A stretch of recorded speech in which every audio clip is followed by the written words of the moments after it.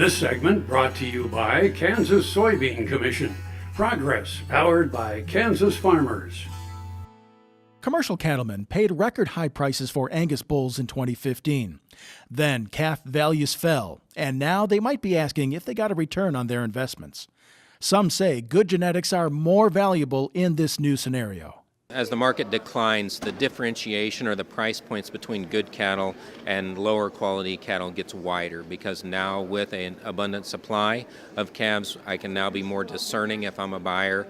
I no longer am purchasing high-risk calves to keep the feed yard full, and so I can be more selective, pay a higher price for the good cattle, potentially discount the cattle that don't meet my specifications from genetic potential and ultimately management as well. Producers might document their management to get premiums, but Sexton says that value is amplified when the programs are applied to top cattle. As the number of calves that have value-added practices added to them, such as vaccination and feeding programs, increases, the need to have a solid genetic foundation under those calves only continues to grow as the number of calves that feeders have to choose from also increased.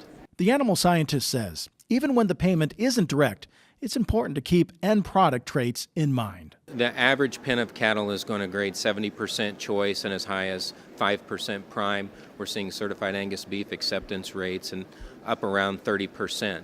And so as ranchers develop breeding and feeding programs, we have to continue to keep in mind that average is a very high bar to achieve.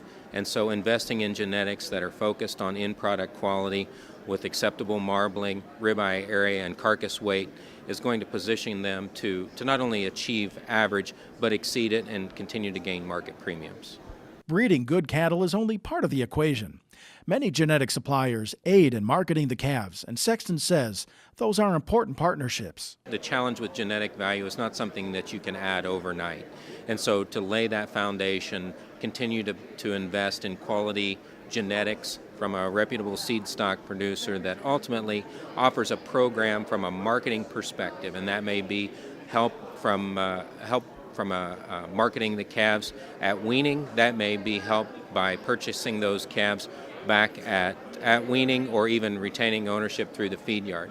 But investing in genetics lays a foundation that, regardless of how the market goes up and down, gives you options to add and capture value later on down the road.